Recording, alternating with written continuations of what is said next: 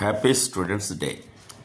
ఈ రోజును భారత ప్రభుత్వం విద్యార్థి దినోత్సవంగా జరుపుకుంటుంది. దానికి కారణం 1900లో నవంబర్ 7వ తేదీన బాబాసాహెబ్ అంబేద్కర్ సతారాలోని రాజ్వాడా చౌక్లోని ప్రతాప్ సింగ్ ఉన్నత పాఠశాలలో అడ్మిషన్ తీసుకున్నారు.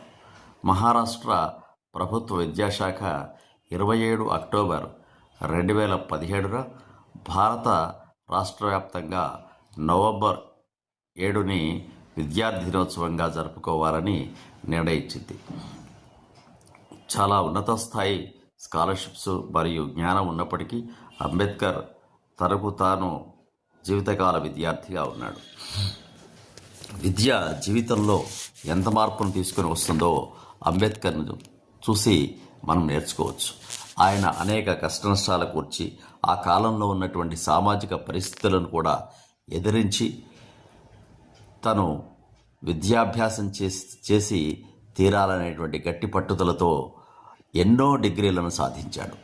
అదే కాకుండా భారత ప్రభుత్వంలో న్యాయశాఖను కూడా నిర్వహించాడు. విద్య యొక్క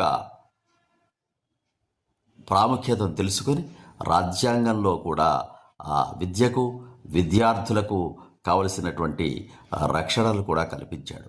అందుచేతనే నవంబర్ 7వ తేదీ ఆయన పాఠశాలలో చేరిన దాన్ని పురస్కరించుకొని మహారాష్ట్ర ప్రభుత్వము భారత ప్రభుత్వం కూడా ఈ నవంబర్ 7వ తేదీని విద్యార్థి దినోత్సవంగా జరుపుకుంటారు.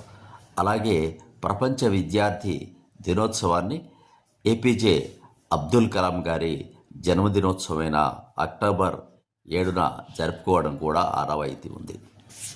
సమాజంలో ఏ స్థాయి వారైనా ధనిక పేద వర్గాల వారైనప్పటికీ కూడా విద్య వల్ల తమ యొక్క భవితను తీర్చిదిద్దుకోవడమే కాకుండా భారతదేశ పరిస్థితులను భారతదేశంలో ఉన్నటువంటి విధానాలను ఉన్నత స్థాయికి తీసుకుని వెళ్ళడానికి విద్య ఎంతో ప్రాముఖ్యతనిస్తుంది.